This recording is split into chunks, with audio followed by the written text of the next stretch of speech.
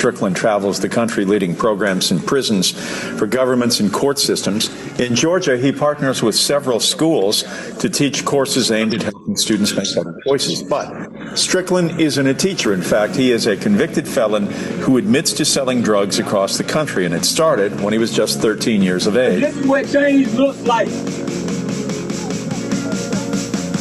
When we come out here, we stand in front of our power. When we come out here, we demand justice. When we come out and we make them change laws so that we can't be shot in the street, so that our families have the same protection as every other family. That's what change looks like.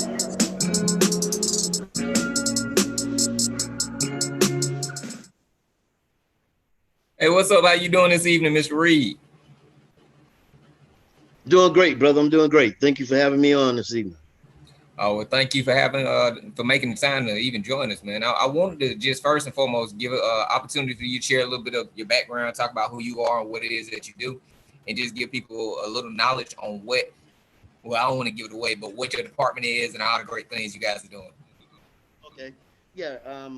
Like I said, I'm Lee Reed. I run the Atlanta Citizen Review Board, but my background is that I'm a trained attorney. I went to North Carolina Central Law School for my law degree and my MBA, graduated from Morehouse College.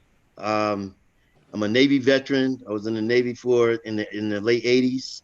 And when I came out of law school, I had a law practice in Minneapolis, Minnesota. Wow, I didn't know that. While I was practicing law, I was doing volunteer hours, and community members would come in and talk about police issues. And I had my own dealings with police growing up too, but I always wanted to use my law degree in a way to be able to serve the community. So that's how I've been operating for the past almost 20 years now. After I decided I wanted to close my law office, I started working for the Minneapolis Department of Civil Rights, and I did that for 6 years, running the same type of agency that I run now, investigating police misconduct in Minneapolis. Moved down here to Atlanta in 2012 and took over the Atlanta Citizen Review Board, investigating complaints against Atlanta police and corrections officers. So this is a passion of mine. It's something I believe in, civilian oversight, and I just want to keep spreading the word about it because we have to have citizens involved in it. Well, I want to give a little background on who I am and what the show is. My name is Keith Strickland. You know this, but for anybody watching who doesn't know me, I grew up here in the city of Atlanta. I'm originally from Chicago. I grew up in the streets, and the reason why I do a lot of the things I do is because I grew up in a low-income community. I started selling drugs at a young age. I was in the streets at a very young age, and because of that, I created a lot of damage in my community, a lot of damage in my own family, in my own household, and for a long time, and I just was one of those people who took away more from the community than what I gave to it. A lot of children's parents were on drugs because we sold drugs in the neighborhood. A lot of people were hurt because of the actions that we did. So I was arrested for a large drug case and a gun case. And when I was arrested, I was given another opportunity to come back to society. And I just decided that I wanted to come back and live a different way, be a better person, be a different person. So by me doing that, I went and got a degree, and just decided to really invest in my community a whole different type of way. So what I did was I started a nonprofit organization that creates programs that work with low-income youth and creates programs that go inside of schools, courts, correctional facilities, and all the kind of places where we see that repetitive cycle where our people just keep going back and forth into the criminal justice system, where we stay in poverty, where our schools can't give us the resources that we need and can't treat us the way that we deserve to be treated, and can't create those bridges to help us get out of the system. So I decided to just try to build an agency that provided all of those things in one place, right? And what this show is the show is Change Agents for Social Justice, where we just talk about what does it mean to create a change in our community, what does it mean to create those opportunities that we didn't have, and how can we do this in a systematic way to break down all the barriers of oppression that we faced over the years and create systems of liberation instead of systematic oppression. So I want to introduce Terrence also. Terrence, if you want to get a little background on who you are, and then I got a couple of questions I want to ask you. No problem. Thanks, Keith. Appreciate you having me. I'm a native from Detroit, Michigan. Detroit. Hey, you know how it is. We represent the D all day. But, you know, I came from less than favorable background. However, I was able to make it out of that situation. And since then, you know, I'm a U.S. Army veteran. So shout out to all of my veterans, you too, Reed, as well as I've been able to amass a pretty extensive educational background as well. Um, in doing so, I am the CEO of ZRT Technologies. So I'm a technology company as well as a medical supply company, electrical contracting company, and a few other ventures as well. And something that I take pride in at this point is really teaching others how to develop, you know, their own self-worth, find their own gifts, and how to monetize those things, teach them the skill sets that we weren't afforded in our neighborhoods growing up. So Terrence, I'm gonna throw you out there a little bit, right? And I'm gonna share a little bit of our background, how we know each other. Me and All right. Terrence met because we used to bet on bowling, right? So let me keep it 100 with y'all. Terrence is a very modest dude. Terrence is a professional athlete also. He don't even talk about that. Terrence is a professional bowler, which means he used to hustle me and he used to kill me at the bowling, right? So at this time in our life, we used to be in the bowling alley almost daily, right? So what was going on was we had came up with this idea that we could bowl. Terrence bowled with a lot of professional athletes, a lot of NFL players, a lot of NBA players, and just a lot of like just celebrity spirit. So he bowled in a lot of celebrity tournaments, and then at night we would do like this little team thing where it might be one NBA player, one NFL player, and then it'd be like a good bowler on teams, and then they would go head up, you know, against each other's teams. So I can't even remember who it was that first brought me into the circle, but it was an NFL player who had me on his team. And mind you, I suck at the time, like suck, right? Like I can bowl, but nothing like them. Terrence throw 14, 15 strikes back to back and keep it moving, don't even look twice. So what we decided was that a good way for me to be able to get black athletes involved in community service and involved in stuff that really made an impact in children's lives and families' lives was bowling alley is like the black man's golf course. If you bowling, I mean you on a lane together for 12 frames. And I mean, well, 10 frames if you strike out 12 frames. But if we bowling, I mean, that's how you can tell how we bowl. We think of 12 frames instead of 10 because we want them last two strikes. But if you bowling with somebody, they give you time to get in their ear. They give you time to build a friendship. Then once them friendships develop, they give you time to be like, hey, bro, why don't you come to a school and speak with me? Why don't you come into a neighborhood? Why don't you come help, help me while I'm doing some of this community stuff? And the closer you would get with people, the more you would have a chance to be able to get them to say yes. So Terrence and a couple of our other partners, they took the time to teach me how to bowl like really good. So that way people would actually want me on their team. So it wasn't just if we were bowling, we were, I guess, using bowling as a Trojan horse to try to get people to come out and want to be a part of the community stuff. And then we super competitive, so it just was a perfect marriage, right? But the reason why I wanted Terrence to speak tonight is because when we talk about being a change agent, the biggest change you can make in your community starts in your household, right? So I remember when we were bowling, we used to be out all the time. We used to shoot pool too. Sometimes we'd be in some like strip clubs, different places in the street shooting pool. But mind you, we out every night till like 3, 4, maybe even 5 in the morning at the time, right? Then Terrence finds out that he got a child on the way. When Terrence found out that he was about to have a baby, whole life changed. I mean, whole life. Like he decided to go to the military, decided to get some training. He's already making good money because he's bowling professionally and he got his side things going on. But he decided he wanted to be a different man because he wanted to bring his children in the world with a different resource and a different father who they could look at a different type of way, right? So if we're going to be talking about making changes in our communities, one of the first changes that we have to make is we got to bring fathers back in the household. And we got to bring fathers in the household in a way to where they contribute and they create legacy and they build a foundation that the whole family can stand on.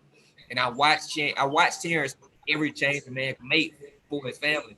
So I just want to ask you, what motivated you to make those changes? Like, what was it like coming from Detroit, seeing all the stuff you saw in Detroit, and saying that you wanted your family to have better and doing everything it took to make that happen? You know, that's a good question because for me, I paid attention to what I saw around me in Detroit. And a lot of times when you grow up, it's your life. So you don't realize if you're in a bad situation, you don't even know you're in a bad situation because it's the only situation you know. So you have to remove yourself from that situation to really see, hey, is this bad or good? And that's really what I did early on. I mean, I had a lot of friends that they were here today and not tomorrow. And I mean, this was before I turned 20 years old. And so at that point in time, I knew that there was more. So I wanted to go to school. I wanted to see what I didn't know. So you have to have that fire inside you, even if you're not exposed to something. And yes, we are not typically exposed to a lot of the things we need to be, but you got to have that fire to say, I know that there's more out there, and you got to do what it takes to be able to go get it and go see it. So I remember going to college and choosing to live off campus, but the apartment that I chose was one that I could afford, but which wasn't much, but it was directly across the street. In my vision from my apartment window, I could see $1 million home. And I felt like if I could be that close to it now, one day I could be there. And so that was an initial. My fault. I didn't mean to cut you off. Backing up even before you got to college, though. I mean, your background, man, you got people in your family that hustle. You grew up around hustling every day. When you was that kid that could have went out of the way, what you think made you even decide that the college part was your dream and that's what you were going to put your fire into versus the streets? You know what? We just had this conversation. Me and my mother actually had this conversation yesterday. And a big thing was when you're out in the streets, it doesn't seem real until it's you. You know, the play in with the lives, the play on life and the guns and all that stuff, it doesn't seem real until you're the one looking down the barrel. You know, that stuff doesn't change. And so I remember the day like yesterday when my brother, we went to the store. I got ready to go to the store with him and he told me no because he was going with somebody else. They went to the store and he didn't come back till 2 years later. You know, when it's that close to your household, it becomes real. It's not always real when you see it happen down the street. You know, your homeboy it happened, but you go home at night.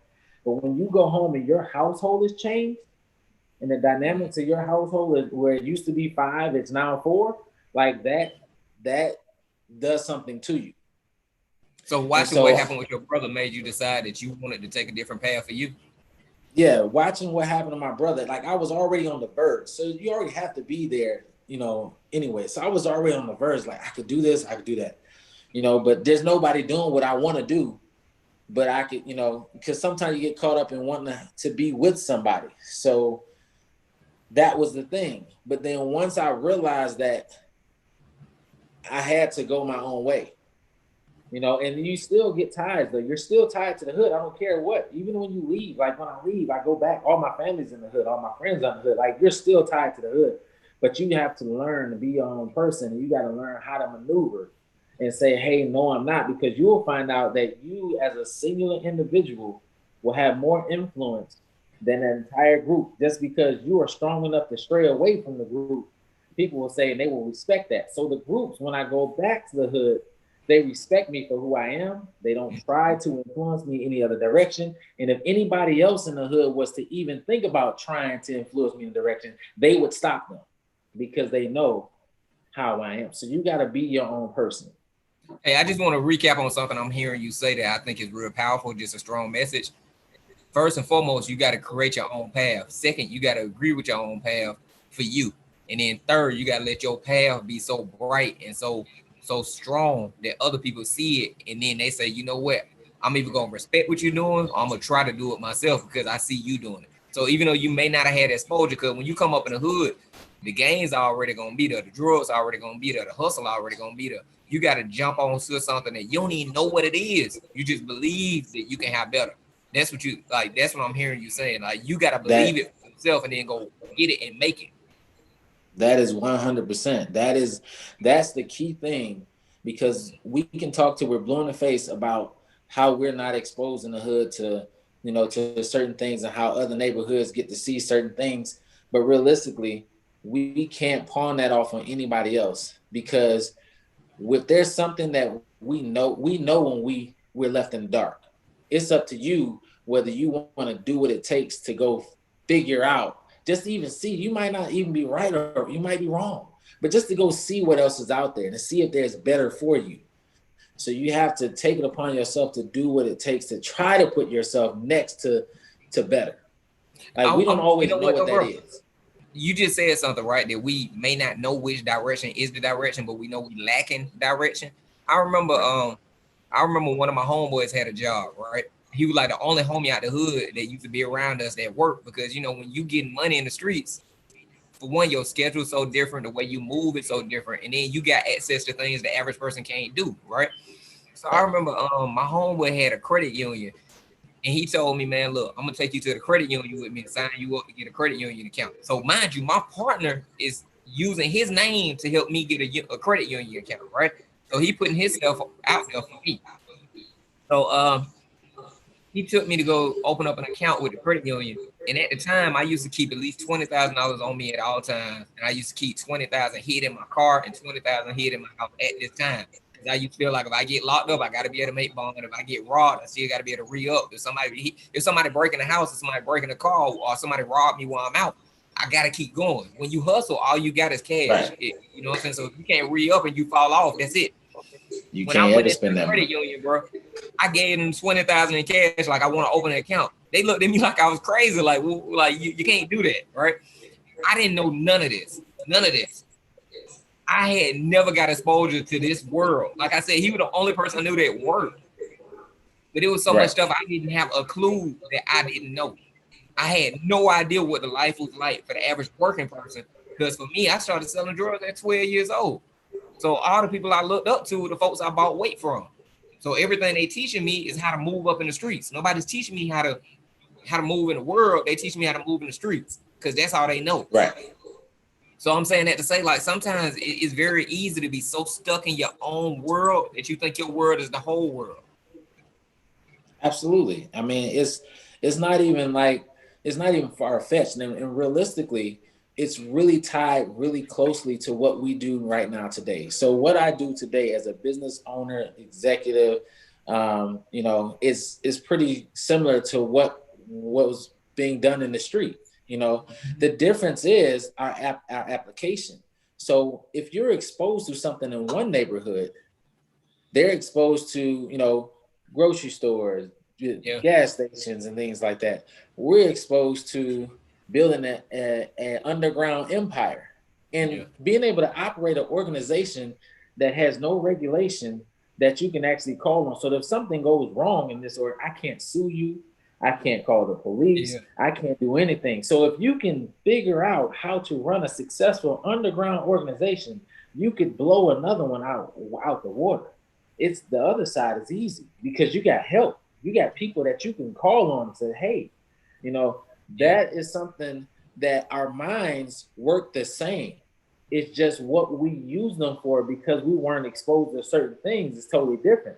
So that's what we are working to change, to get the young people to actually see that they can use those same, they have value, that they have gifts, they have talents, and those same skill sets.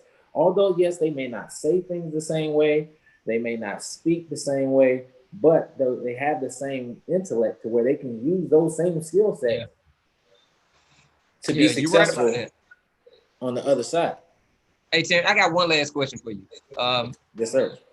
When you first found out you had a child on the way, and you decided that you wanted to be a different type of father, have a different type of household than what you typically saw in Detroit, and not talking about on Detroit, because it's the same in all of our inner city communities, right? When you first decided you wanted your children to have a different level of opportunity, because what we're not talking about is how your kids already got business ventures. They already, as children, you've already started those things because you was able to build a foundation that they just were able to branch off on. But when you first found out you had this first child on the way, before you and your wife were married, when you first found all this out, what was day one like for you? What was that first step you took? And how did you keep going? Day one for me was I did not want my child to ever want for anything or need for anything. That's the difference. It's the difference between want and need. I didn't want my child to ever need for anything. And I understood at that point in time, my actions, I could have been what we would call reckless at that point in time, because my actions only affected me. But the moment that my actions were going to be affecting another and someone else depending on me that did not ask to be here, they didn't ask for anything, but they depended on me, I couldn't let them down. So I couldn't let my daughter down. I couldn't let my soon-to-be wife down. I couldn't let any of that. I couldn't let any of that happen. It was bigger. It became bigger than me at that time. And so I knew I had to step up and I had to put something in place to where we didn't have to worry about whether or not, tomorrow we're not going to eat. So my choice to join the military was simply because I knew that I could utilize the military to help build my foundation, clean up my mess that I'd already made of a life. And then I was guaranteed that my family had a roof over their head. I was guaranteed that they were going to eat. I didn't have to worry about keeping the lights on while I figured life out. So I used the military as a time frame for me to figure life out and to make sure that I could set the proper example. And as I started to, as my children started to grow up, I wanted to make sure that they understood what daddy did and what mommy did to make sure that they could live the life that they live, and then set them up to remove limitations. So by the age of 10, they said, when my daughter just turned 10 2 days ago, or a few days ago, on the 31st, but she knew by the age of 10, she had to come up with a business plan. She had to have something. Now, it did not have to be a business plan that was going to make a lot of money, but she had to know the steps of creating a successful business. I wanted her to do something that she enjoyed. So I didn't put parameters on it, didn't say, hey, you can only choose these areas. What does your mind wonder? So I wanted her to remove the stigma of you can only do this if you got this particular degree and all of this stuff. I might have those degrees, but that is not a requirement. But what is a requirement is to think on that level, to have that particular mindset. And so when we instill that mindset that our children really can be whatever they want to be and do what they want to do, and we help them and show them early on, then that paints the picture. And so now the same thing you were exposed to, we teach them about finances. So we give them things that help them learn about finances, help them be able to say, hey, look, what's a budget? Teach them what a budget is, why a budget is important. Just teach them all the skill sets that they'll need to be successful in life beyond, just saying, hey, let's go to school and get A's and B's. But Terrence, I want to first thank you, but do you want to leave any information where people can find your book? Where is your website? Something where somebody can be able to catch up with you. And also, anybody watching right now that has a question they want to say, they want to ask Terrence, go on to our Facebook Live, which is Rolling Out Magazine. You'll see our video plan. Leave a comment or leave a question inside of the live, so that way we can ask Terrence if you got anything on your mind. But Terrence, no problem. About your book or where they can find you? So, right, I did write a book. The book is called Shift to Success: How to Transition from an Hourly to Six-Figure Mindset. It focuses on 3 key points. It's just change perspective, be intentional, and decide to thrive. Those are the main key points that it takes to be successful in anything that you do. You can find it on Amazon. You can get it in the ebook version, or as well as a printed paperback version. Just go on Amazon.com. You can type in my name, Terrence Bright, or you can type in the Shift to Success, and it'll pop right up for you. As far as websites, you can visit any of my company websites. Main 2, zrttech.com, zrttech.com, and ZRT Med Supply, MEDSUPPLY.com. Those are my main 2 companies. But there's also a list of companies. You will find my other sister companies on there as well. Well, I appreciate it again, Terrence. If you want to, you can feel free to stay as long as you can with this conversation with Z. We're going to get into some really important things for our community. What I want to start off talking about is, Lee, I want to give a little background on exactly what is the ACRB and what are the functions of it. And then I just want you to give a little overview on how that came to be and how we can create similar things in other cities. Look like you got stuck in the screen. You can repeat that one more time for me? Okay. What I want to ask you is just give a little background on what the agency is, what it does, what purpose it serves, and what are some of the ways that other people can build similar organizations or agencies in other cities, or how they can even reach out to you for support. Yeah. Hey, thanks, Keith. Uh, well, the Atlanta Citizen Review Board was created in 2007 after the death of Miss Catherine Johnson, 92-year-old community mother who was killed by Atlanta police officers during a illegal raid. Um, the, like many communities, the Atlanta community had been suffering from police abuse for many, many years. And in fact, they had created civilian oversight early on during Mayor Maynard Jackson's first term.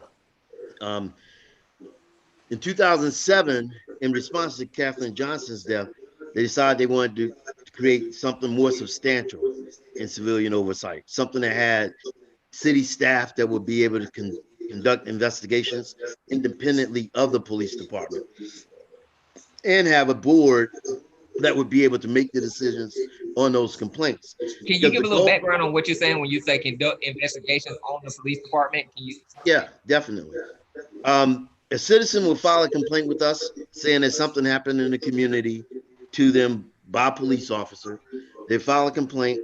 We'll take the complaint, make sure it meets our qualifications. Once it meets our qualifications, then we'll initiate or start the investigation, meaning we'll pull any records, any videos, any any information surrounding the incident that would help us gather more information about what happened.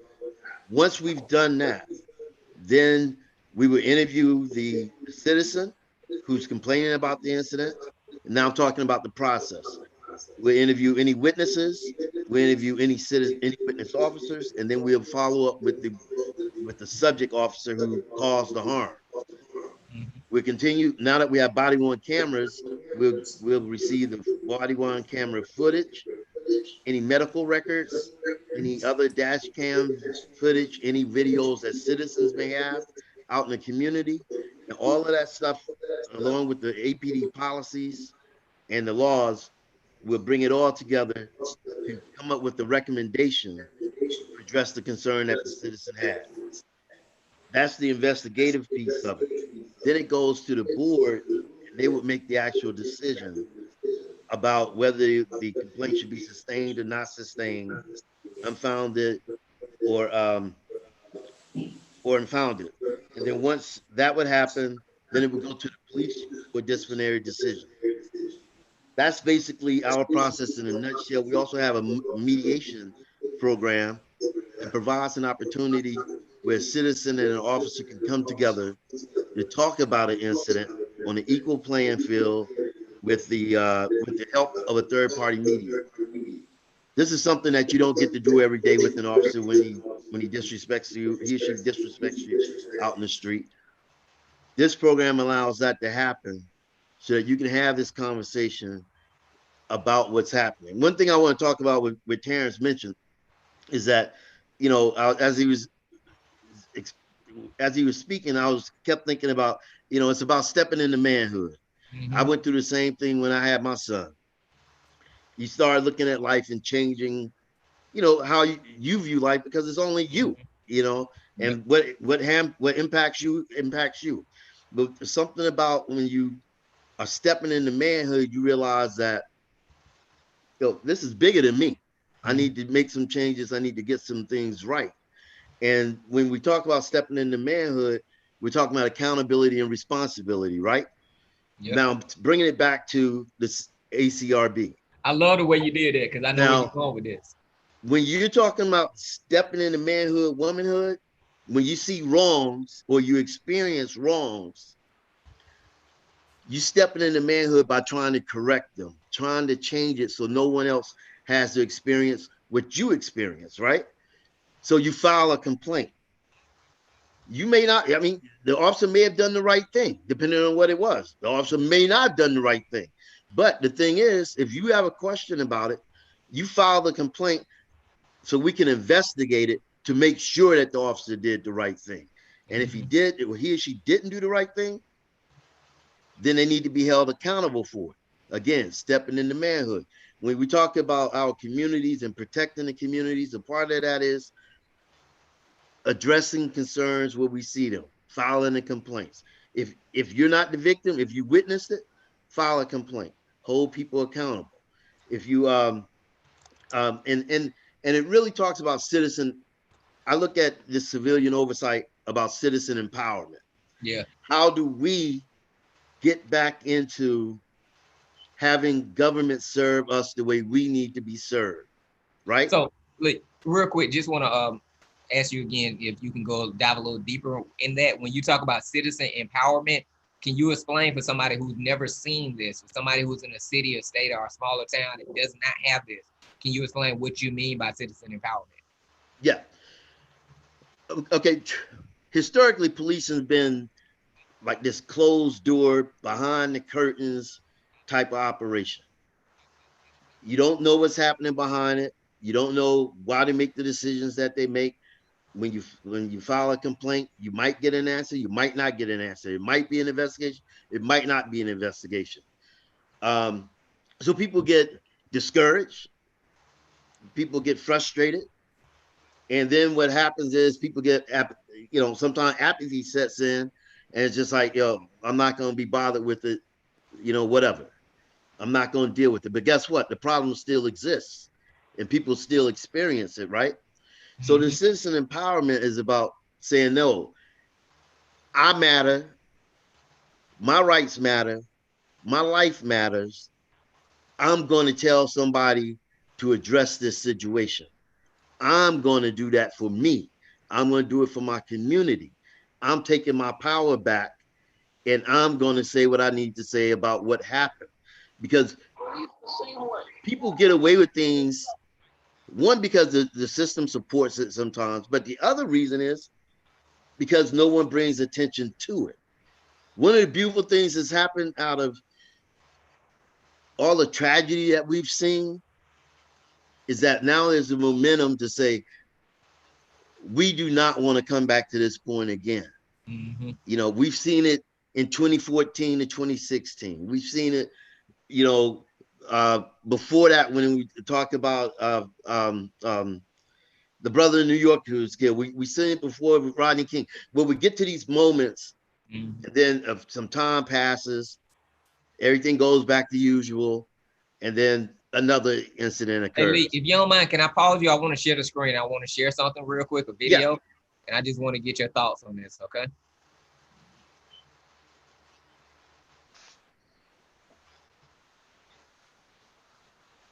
Okay. And at some point, I'm going to get good enough at doing this. Ashley, did you receive the video to share?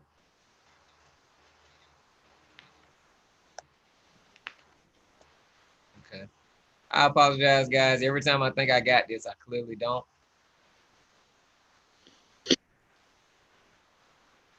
Police the same way. Okay.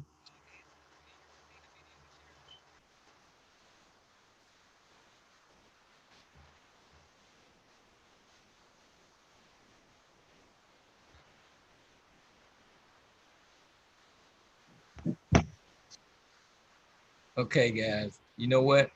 I'm gonna pause on sharing this video because for some reason I'm having difficulty playing it. So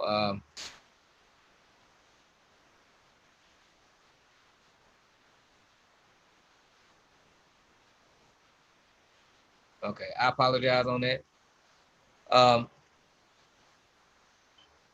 Okay.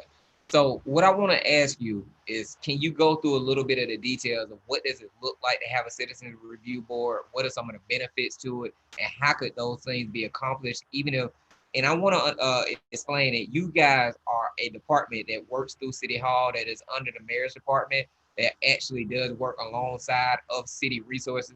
So if people don't have that ability to go through City Hall to be able to be an actual partner to the police force, what are some of the things that you would want to suggest that they could do to actually bring that into their city? And what are some of the things that they can do while they're trying to get that into their city? Yeah.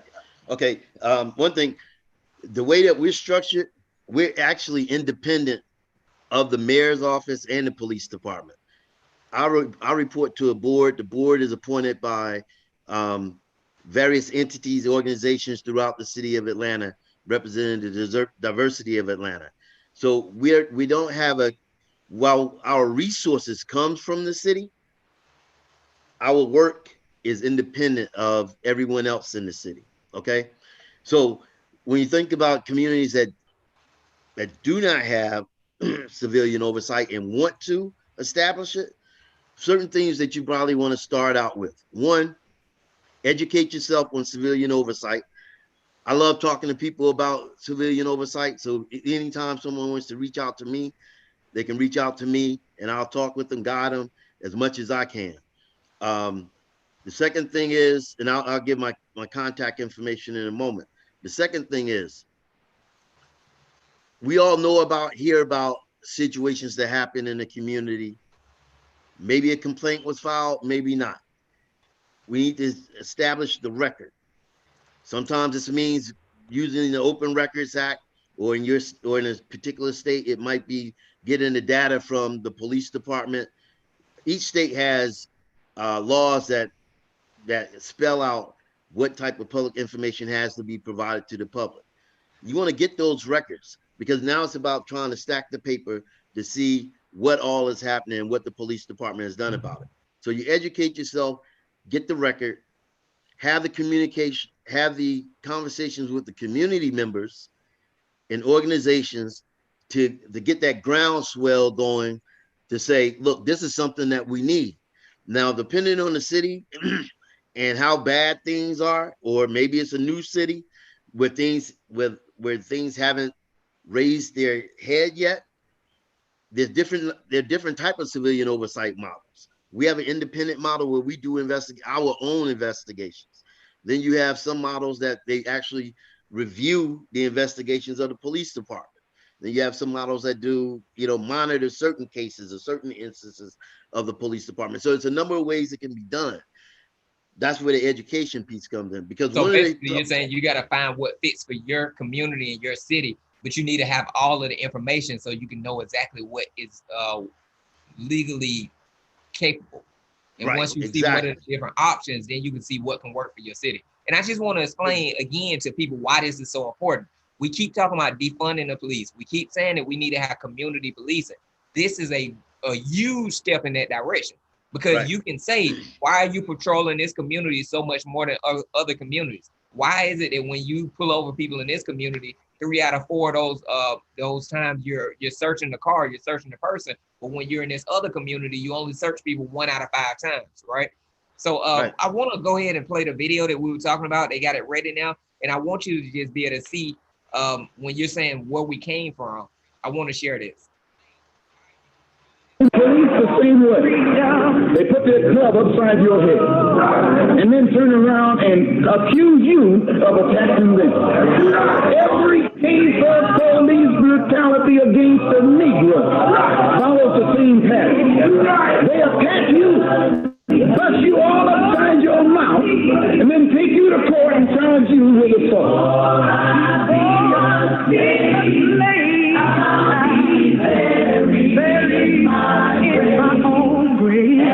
Our brothers and sisters, we have to put a stop to this.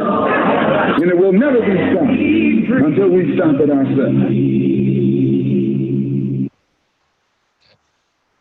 So what that was a picture of Malcolm X talking about how every time you see this uprising in our community, it starts literally the exact same way. It starts from somebody coming in our community with a badge, becoming violent to us, but because they control the story, they control the investigation, they control the resources, they can show where there was a need for them to be violent inside of our community. And then whenever we try to stand up, whenever we try to retaliate peacefully, it's shown as whatever they want it to be shown as. They just did a study showing that 93% of all of the Black Lives Matters, and I'm not saying Black Lives Matters as the organization, I'm saying Black Lives Matters as in groups of different Black people coming together to protest. 93% of those were all non-violent protests, 93% of them. But if we don't get involved, if we don't develop our own agencies, if we don't get our own voice, if we don't tell our own stories and control narratives, if we're not doing research, if we're not doing stuff to where we can build up a case and a profile to be able to say, no, this is the truth, it won't change, it won't stop, and it's just going to be more of the same cycle. You're talking about from the 50s and the 60s and before, and we're still fighting the same fight. Right. So I want to let it be known. That's why this is so important. That's why when you're talking about a civilian review board that has power to not just say we want a change, but to say, no, this was the first occurrence, this was the second occurrence, this is why I was wrong, this is how I broke laws, that can't happen again. When you have that kind of power, that's when you make legitimate change. So I want to give a little background on why what you do is so important, so vital, and why it has to, your candle has to light sparks across the nation. It has to. And you guys are one of the strongest, and not to talk against anybody else doing this kind of work, but you guys were one of the first. You're one of the most, when I say strongest, you have more legislation power, you have more authority than the average citizen review board, and you guys are, you're really kind of writing the blueprint on how this can be done across the nation. And that's our goal. We want to be able to, we believe, and we're going to prove that we're going to solve the problem. We're going to make the difference in Atlanta and show everybody else how to do it.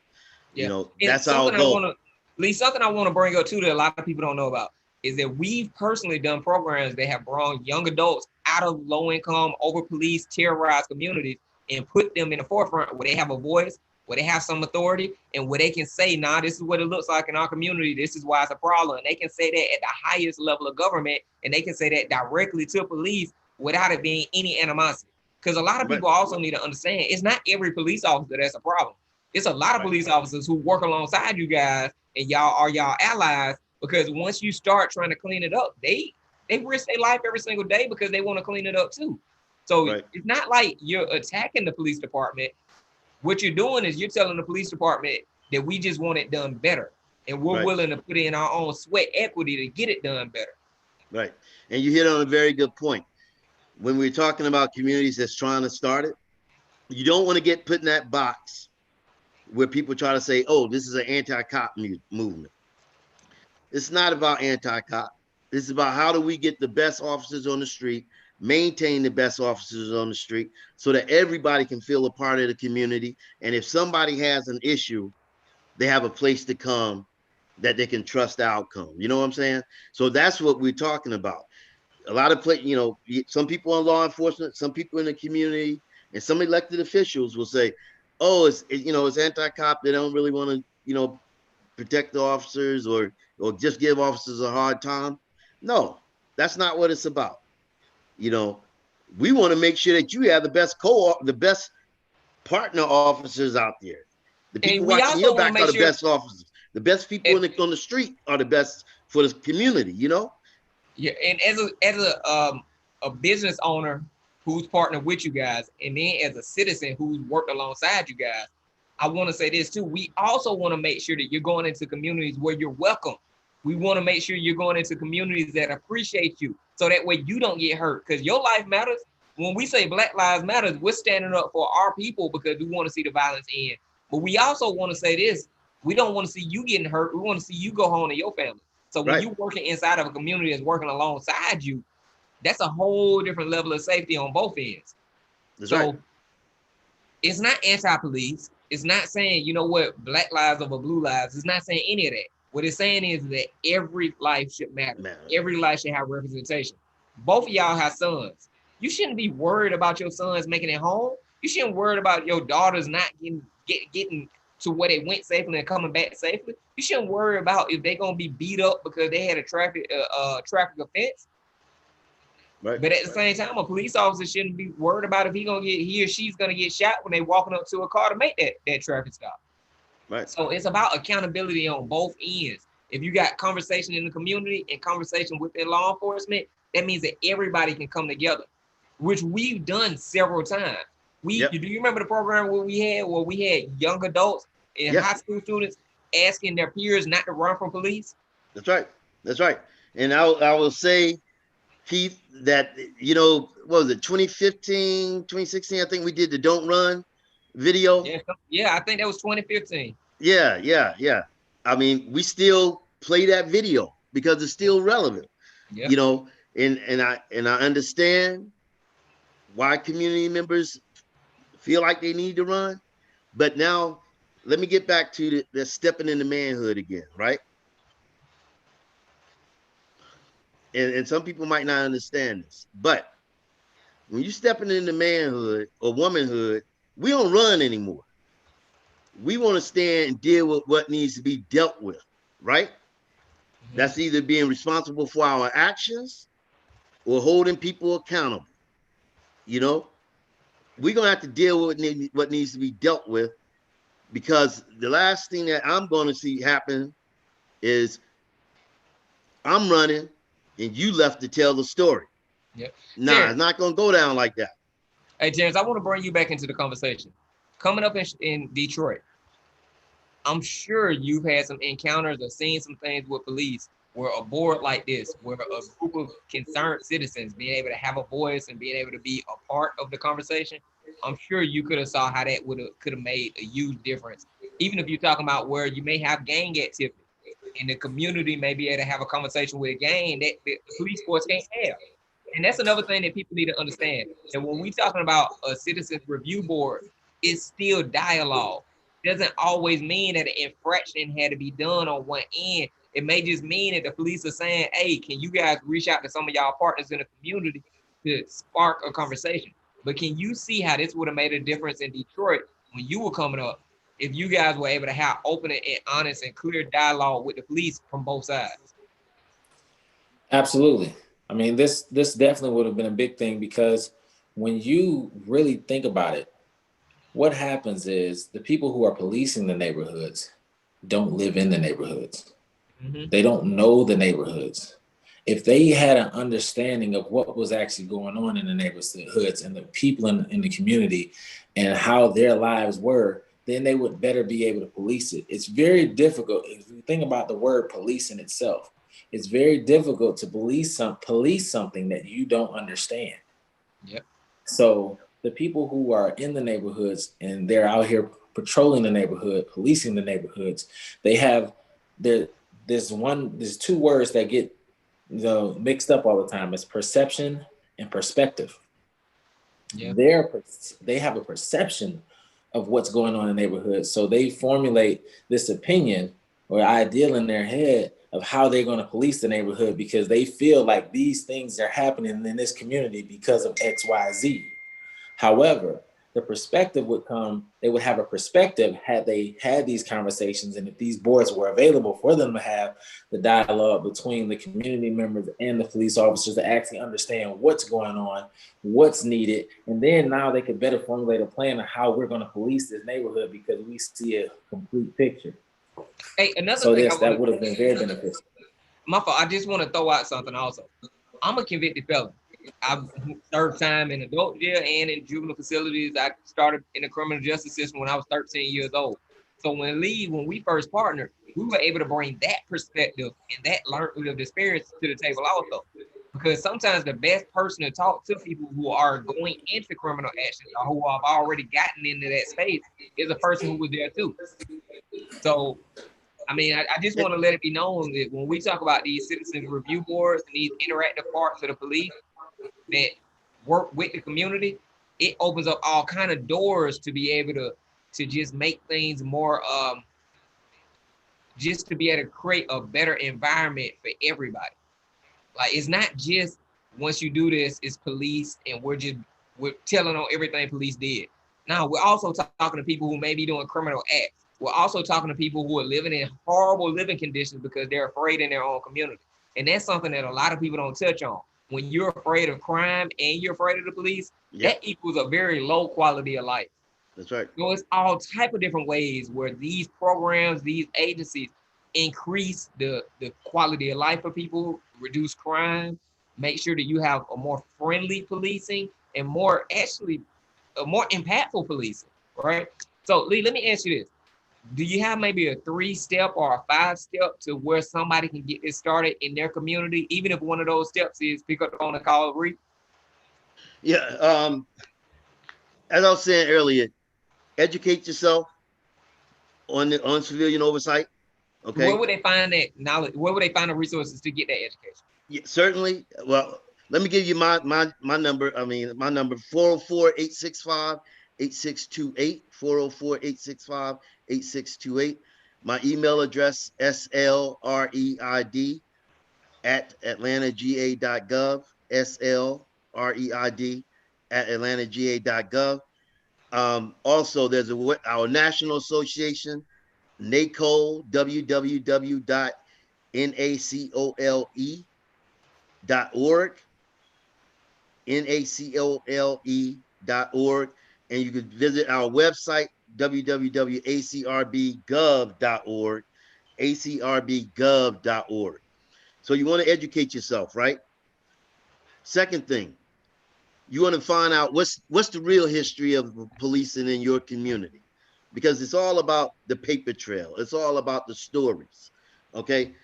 Then you want to educate your community members about what you're learning about.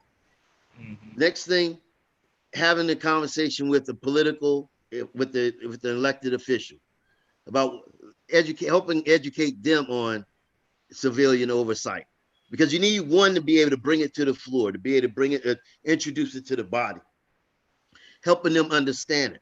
And see, the better you educate yourself about it, the better you can defend your position as to why it's needed. So it won't get put into that box of anti-cop, you know. Hey, I want to jump in and say something real quick just for people to understand. Yeah. What he's saying right now is once you gain the information, the education, and you can explain how it works, why it's necessary, how it's going to be beneficial for everybody involved, you then go find a political person who's in some way in that space. They may be your commissioner. They may be a state representative. They may be a senator. There might be somebody in the mayor's office. They may even be somebody on the police force who's in a high-ranking place in the police force, right?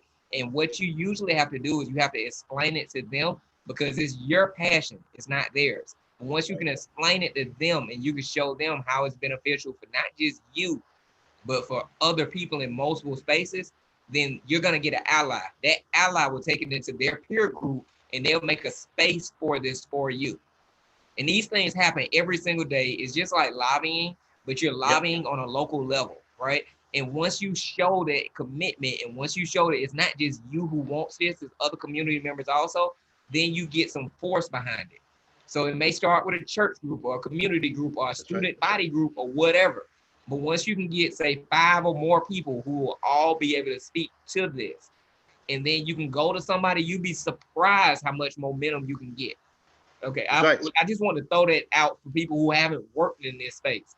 But that's how all of us get these things started. And now Lee has a floor in City Hall that is dedicated to this work. But that's how that started. That started as a conversation with a group of people that went and talked to somebody that had an office in City Hall. And now they have a floor there that's dedicated to this work. That's okay, I apologize. I just want to throw that out. No, certainly. And one thing I want to mention too, civilian oversight is about civilians. It's about officers, making sure we have the right officers on the street, but it's about civilians and civilians being involved in policing. You know what I mean? Having that interaction. We do this day in, day out. This is what we do, you know, and that's why we appreciate our relationship with you, because you have an inroad in the community that we want to work with. You know, it's about, I don't believe in our work just being focused out of City Hall. We have to be in the community, involved with the community, so we can know what's happening in the community. And Lee, even I want to if it doesn't involve something. A complaint. I just want to share, because a lot of what I want to do with this platform is educate people, show them what it really looks like step by step by step. So what he's talking about by that is we have programs inside of schools, we have programs inside of low-income communities, we have partnerships with churches and with different just community organizations. So a lot of times what Lee will do is they'll reach out to me and tell me, hey, we're working on this initiative. We're trying to get an ambassador in this space. We want to bring some youth to the table so that we can hand that torch over to somebody. I go back into the schools and I create a school initiative that mirrors what they're doing so that I can bring them into the school and bring kids outside of the school, so that now we have this compound initiative that is bringing everybody together. And through that, I create ambassadors and hand over that relationship to those younger people. We just did a program a few weeks ago where we just did a group of maybe about 7 young Black males out of high school, and we gave them the authority to speak on what's going on in their community.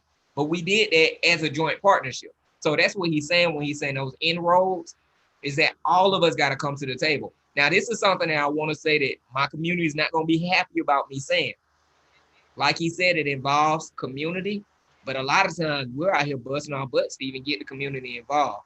Yep. It's like we're literally fighting to save your life. We're literally fighting to change that power, that paradigm, that to shift that authority.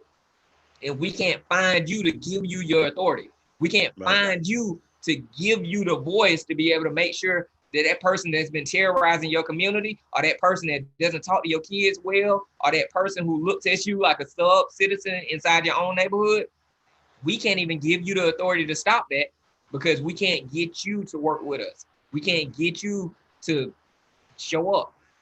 So I hate to put it out there, but y'all, we can't do more than what you allow us to do for you. We out here for you. And when I say out here for you, I get horrible phone calls. I get some nasty stuff mailed to me. I've gotten pictures of Black people hanging on a noose before because everybody don't like the work we do. Lee get his feedback and he get his negative stuff, and we keep going, we keep fighting, we keep trucking for y'all, for us. Right. But we can't do this without you. That's so right. I just got to put that out there. Like, we cannot march, we cannot protest, we cannot post stuff on these pages on social media and not show up in real life. We can't do it. Right. But Lee, we got 2 more minutes. If there's anything you want to close out with, you and Terrence, both of y'all take a minute and just share what's on your mind, on your heart, so just whatever you feel like our community needs to hear. I just want to say thank you for having me on today, Terrence. It's nice meeting you, brother.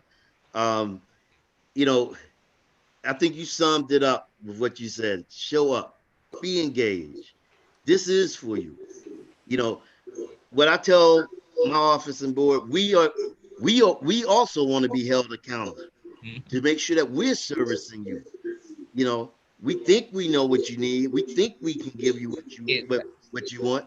But until you tell us, until you say, hey, this is what I'm seeing, this is what I need, I'm not going to know for sure. Yep. You know, I do this every day. I don't mind talking to the people that I need to talk to make sure that the community is being served the way that it needs to be served. Just and stay look, involved. I'm proof of that. Y'all convicted felons, I sold drugs in the same neighborhoods that they're fighting to protect right now, and they still had an open door for me. So that shows, like, they literally, if you willing to do the work, they're willing to partner with you. All right, Terrence, you got 1 minute. Anything you want to close out with me? I mean, same thing. Thanks for having us. And just to echo, same points I've made in the book. Hey, change the perspective. You know, stop looking at the problem. Look towards a solution. Be intentional. That means get out here, be a part of the solution.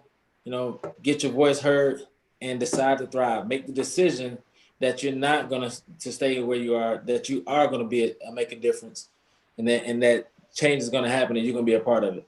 And that's it. All right, y'all. If y'all need any assistance trying to get anything like this started in your community, any of the community organizational work, any of the review work, anything, you can go to our website, makingthetransition.org. If you want to connect with Terrence, who's spoken with me at juvenile courts, he's spoken to me at foster homes, he's spoken with me at different schools before. If you would like him to come and speak for you, because he got a powerful message, same thing with Director Reed. We've done programs in schools before. We've done programs in all kind of different communities. If you want to connect with any of them, you go to our website, makingthetransition.org. Go to our contact page and just put an email in there so that you can tell me who it is that you would like to speak to, what you're trying to do in your community, and we got your back. Like, at the end of the day, we all brothers and sisters. I don't even need to know who I'm talking to right now, but I can tell you this: I love you, and I don't want to see nothing happen to you. And I don't care if you're black, white, green, whoever you are. We got your back. Because at the end of the day, just because we say Black Lives Matter, that does not mean that we're putting Black lives over everybody else's life. It just means that we're trying to create equality for everybody. So that does mean that we got your back. If you're in a Latino community, if you're in a Jewish community, if you're in an Asian community, and you need a police board, we will help you also. Like, please don't think that this is just a Black thing. This is a human thing. You don't create more inequality to fix a problem. You come together in love, and that's how you fix the problem. So anybody who needs any assistance, we got you. That's right. All right, y'all. I appreciate y'all for coming and sharing. I appreciate y'all for what you do every single day.